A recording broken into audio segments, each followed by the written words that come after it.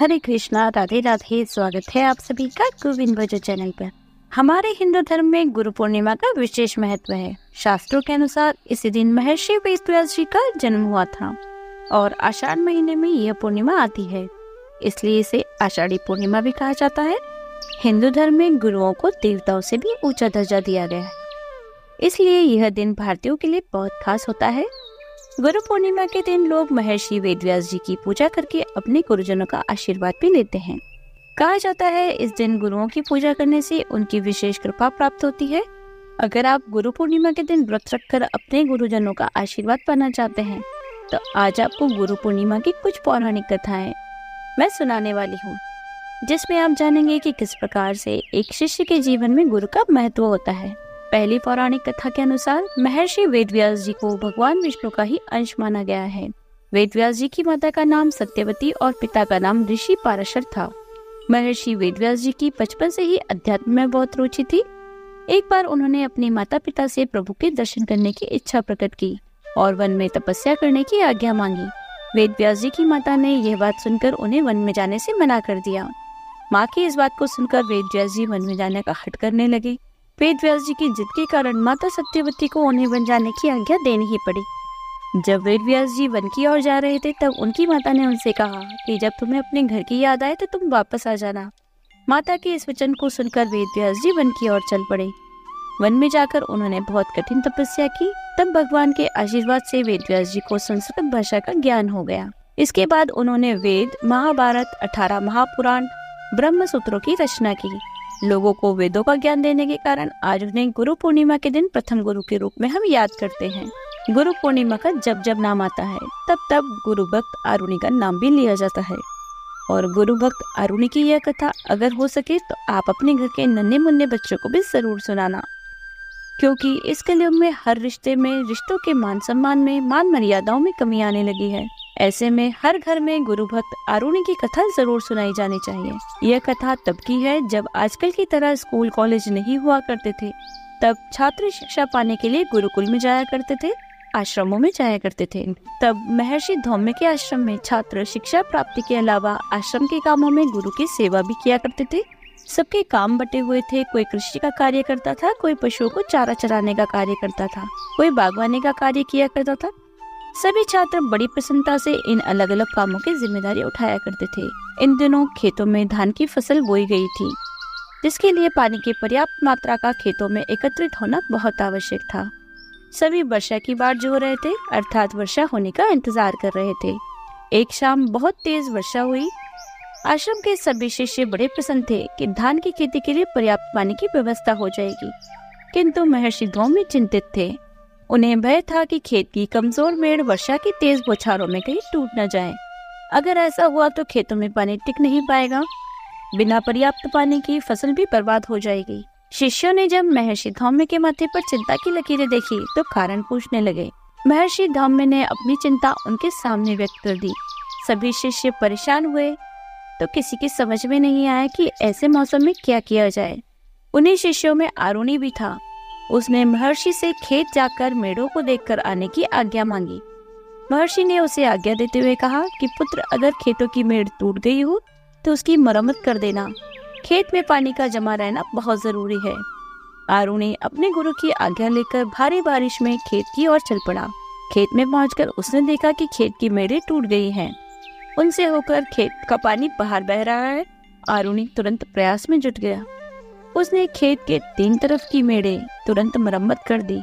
वहां से बेहतर पानी भी रोक दिया, लेकिन बहुत कोशिशों के बाद भी चौथी मेड़ की मरम्मत नहीं कर पाया। वो बार बार उसमें मिट्टी भरता, किंतु पानी के तेज बहाव के कारण वहां से मिट्टी बह जाती। बहुत कोशिशों के बाद भी जब उस मेड़ से पानी जाना बंद नहीं हुआ तो आरुणि उस मेड़ पर खुद ही लेट गया। उसके लेटने की वजह से वहां से पानी बहना बंद हो गया और पानी का बहाव रुक गया। आरुणि इस प्रकार सुबह होने तक भारी बारिश में भीगता हुआ उस मेड़ पर ही लेटा रहा। इधर सुबह होने पर जब आरुणि आश्रम नहीं लौटा तो महर्षि धौम्य अपने कुछ शिष्यों को साथ में लेकर खेत में पहुंचे। वहां उन्होंने आरुणि को खेत की मेड़ पर लेटा हुआ पाया। तब तक वह पूरी तरह भीग चुका था और सारी रात बारिश में भीगने के कारण उसका शरीर बुखार से तप रहा था। महर्षि ने उसे तुरंत उठाया और गले से लगा लिया और आरुणि की इस गुरु भक्ति को देखकर महर्षि धौम्य बड़े ही प्रसन्न हुए। उन्होंने उसे अपने परम शिष्य में स्थान देते हुए तेजस्वी और दीर्घायु होने का आशीर्वाद दिया। दूसरी कहानी है महान धनुर्धर एकलव्य की। कहते हैं कि गुरु हमारे जीवन के अंधेरे को दूर करते हैं, हमें हर तरह का रास्ता दिखाते हैं, हमें अच्छे बुरे की पहचान बताते हैं, साथ ही हमारे भविष्य को उज्जवल बनाने में अपना पूरा सहयोग करते हैं। और कहते हैं ना कि नदी को रास्ता नहीं दिखाना पड़ता, वह खुद अपना रास्ता बना ही लेती है। इसी तरह बहुत पुराने समय की बात है, एक ऐसा शिष्य हुआ जिसने अपनी हुनर और अपनी गुरु भक्ति से अपना नाम इतिहास में दर्ज करवा लिया, और वह वीर योद्धा था एकलव्य। बात उस समय की है जब शिक्षा का रूप आज से बहुत अलग हुआ करता था। उस समय विद्यालय गुरुकुल हुआ करते थे और सारे विद्यार्थी शिक्षा पाने के लिए अपने गुरु के पास आश्रम में ही रहा करते थे। सभी मिलजुल कर एक परिवार की तरह मिल बांट कर सारे काम किया करते और सभी शिष्य बड़ी निष्ठा और ईमानदारी के साथ शिक्षा ग्रहण करते थे। उस समय की शिक्षा भी कुल के अनुसार ही दी जाती थी। ब्राह्मणों और क्षत्रियों के अलावा किसी को भी शिक्षा नहीं दी जाती थी। उन्हीं दिनों की बात है, निषाद राज हिरण्यधनु और रानी सुलेखा और उनकी प्रजा सुखी और संपन्न हुआ करते थे। निषाद राज हिरण्यधनु और रानी सुलेखा ने एक पुत्र को जन्म दिया जिसका नाम अभिदुम्न रखा गया। बचपन में वह अभि के नाम से जाना जाता था। शिक्षा पाने के लिए जब वह अपने गुरुकुल में गया तब अस्त्र शस्त्र विद्या में उस बालक की लगन और एकनिष्ठता को देखकर उसके गुरु ने उस बालक का नाम एकलव्य रख दिया। सारी शिक्षा ग्रहण करके एकलव्य युवा हो गया। तब उसका विवाह हिरण्यधनु के एक निषाद मित्र की कन्या सुनीता से हुआ। एकलव्य को अपनी धनुर्विद्या से संतुष्टि नहीं थी, इस कारण वह धनुर्विद्या की और उच्च शिक्षा प्राप्त करने के लिए उस समय धनुर्विद्या में दक्ष गुरु द्रोण के पास जाना चाहता था। एकलव्य के पिता जानते थे कि गुरु द्रोणाचार्य केवल ब्राह्मणों और क्षत्रिय वर्ग को ही शिक्षा देते हैं और उन्होंने एकलव्य को इस बारे में बताया भी था। किंतु धनुर्विद्या सीखने की धुन और द्रोणाचार्य को अपनी कलाओं से प्रभावित करने की सोच लेकर एकलव्य उनके पास गया, लेकिन ऐसा कुछ नहीं हुआ। गुरु द्रोणाचार्य ने उसे धनुर्विद्या सिखाने से मना कर दिया। गुरु के द्वारा शिक्षा देने से मना किए जाने पर भी एकलव्य इस बात से बिल्कुल आहत नहीं हुआ और उसने वही जंगल में रहकर धनुर्विद्या प्राप्त करने की ठान ली। उसने जंगल में गुरु द्रोणाचार्य की मूर्ति बनाई और उन्हीं का ध्यान करके धनुर्विद्या में महारत हासिल कर ली। एक दिन गुरु द्रोणाचार्य अपने शिष्यों के साथ एक कुत्ते को लेकर शिकार में उसी वन में पहुंचे जहाँ एकलव्य रहा करता था। उनका कुत्ता रास्ता भटककर एकलव्य के आश्रम में पहुंच गया और जोर जोर से भौंकने लगा। एकलव्य उस समय धनुर्विद्या का अभ्यास कर रहा था।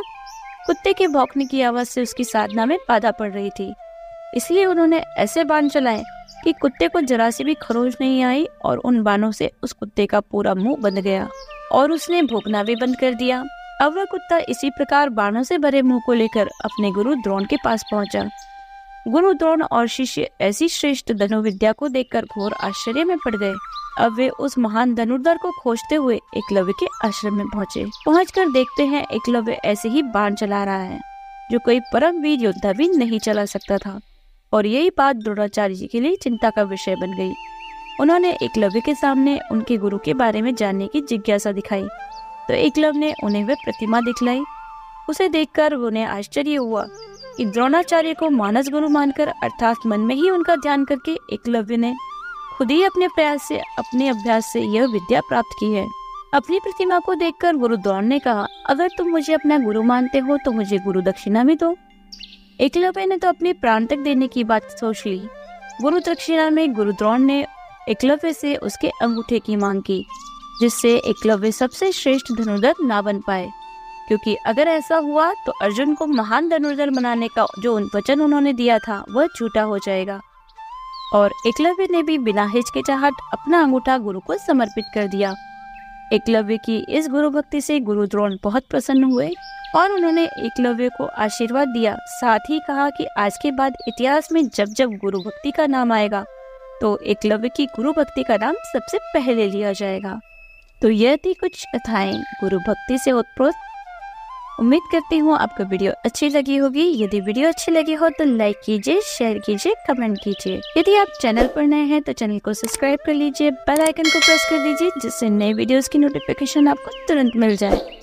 मिलती हूँ अगले वीडियो में। हरे कृष्णा, राधे राधे।